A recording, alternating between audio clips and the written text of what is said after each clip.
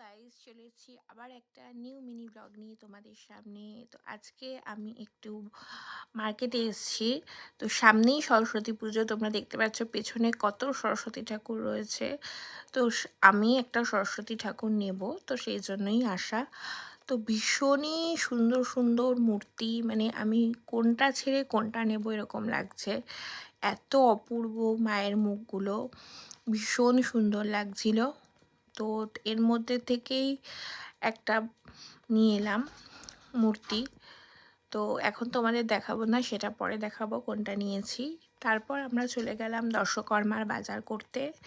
এখানে দর্শকর্মার বাজার দিচ্ছিল, তো সব নেওয়া হলো দর্শকর্মা। তারপর নিয়ে একটু খিদে পেয়ে গেছিলো, তাই ভুট্টা খেতে দাঁড়িয়ে গেলাম। ভুট্টা খেলাম, সামনেই স্টেশনের সামনেই ভুট্টা খাচ্ছিলাম, দেখতে পাচ্ছ তোমরা। সো গাইজ, ভালো লাগলে ভিডিওটা লাইক, শেয়ার, কমেন্ট করতে ভুলো না, আর সাবস্ক্রাইব করতে ভুলো না। মিষ্টুস লাইফস্টাইল, বাই।